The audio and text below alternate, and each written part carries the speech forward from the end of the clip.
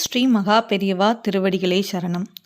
ஆடி மாதத்தில் வரக்கூடிய இந்த அற்புத நாளான ஆடி கிருத்திகை நாளன்று முருகப்பெருமானை நினைத்து இந்த ஒரு வார்த்தையை மட்டும் ஒரு 108 முறை நீங்கள் சொல்லி பாருங்க. கண்டிப்பாக உங்களுடைய வேண்டுதல் நிச்சயமாக நிறைவேறும். அதை பற்றின தகவலை தான் நம்ம இந்த பதிவில் பார்க்க இருக்கிறோம். இதே மாதிரி அடுத்தடுத்த ஆன்மீக தகவல்கள் தெரிஞ்சுக்கணும் அப்படின்னா மறக்காமல் நம்ம சேனலை சப்ஸ்கிரைப் பண்ணிட்டு வாட்ச் பண்ணுங்க. அப்போ தான் நான் போடுற வீடியோஸ் எல்லாமே உங்களுக்கு தவறாமல் நோட்டிஃபிகேஷன் வரும். இப்போ வீடியோக்குள்ளே போகலாம். முருகப்பெருமானுக்கு உரிய 3 முக்கியமான விரத நாட்கள்ல இந்த கிருத்திகை விரத நாளும் ஒன்றுதான். கிருத்திகை விரதம் அப்படின்னு பார்த்தோம் அப்படின்னா ஒரு வருடத்துல 3 முக்கியமான கிருத்திகை விரத நாட்கள் உண்டு. கார்த்திகை மாதத்துல வரக்கூடிய பெரிய கார்த்திகை, தை மாதத்துல வரக்கூடிய தை கிருத்திகை, அது மட்டுமல்லாமல் ஆடி மாதத்துல வரக்கூடிய ஆடி கிருத்திகை. ஆடி கிருத்திகை நாளன்று முருகப்பெருமானுக்கு விரதம் இருந்து வழிபட்டு வந்தோம் அப்படின்னா நிச்சயமாக நம்ம கேட்ட வரத்தை முருகப்பெருமான் கண்டிப்பாக கொடுப்பார்.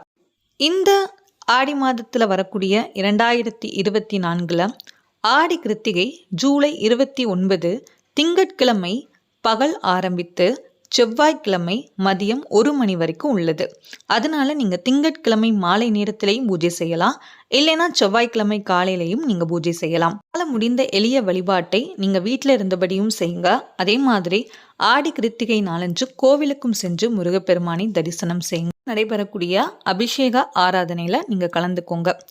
அதோடு திங்கட்கிழமை மாலை நேரத்தில் முருகப்பெருமானுக்கு உங்களால் முடிந்த எளிய வழிபாட்டை நீங்கள் வீட்டில் செய்யுங்க. முருகப்பெருமானுக்கு வெற்றிலை தீபம் ஏற்றுங்க. அன்றைய நாளில் ரொம்ப ரொம்ப நல்லது. கண்டிப்பாக இது உங்கள் வாழ்க்கையில் எந்த கஷ்டங்கள் இருந்தாலும் நிச்சயமாக அது நீங்கும்.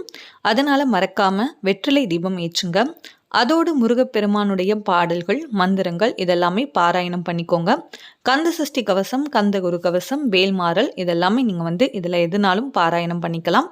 முடிந்த எளிய நெய்வேத்தியத்தை முருகப்பெருமானுக்கு வைத்துட்டு முருகப்பெருமானுக்கு மனமுருகி வேண்டுங்க. கண்டிப்பாக நீங்கள் கேட்ட வரம் நிச்சயமாக கிடைக்கும். முழு நம்பிக்கையோட முருகப்பெருமானை நம்பினால் கண்டிப்பாக அவர் அதற்கான பலனை நிச்சயம் கொடுப்பார். அதோடு ஓம் முருகா ஓம், அல்லது ஓம் சரவணபவ, அல்லது ஓம் சரவண பவாய நமக, இதில் ஏதாவது ஒரு மந்திரத்தை ஒரு 108 முறை நீங்கள் சொல்லுங்க. கண்டிப்பாக மனமுருகி வேண்டுங்க. வருகின்ற இந்த ஆடி கிருத்திகை நாளன்று முருகப்பெருமானை வழிபாடு செய்யுங்க.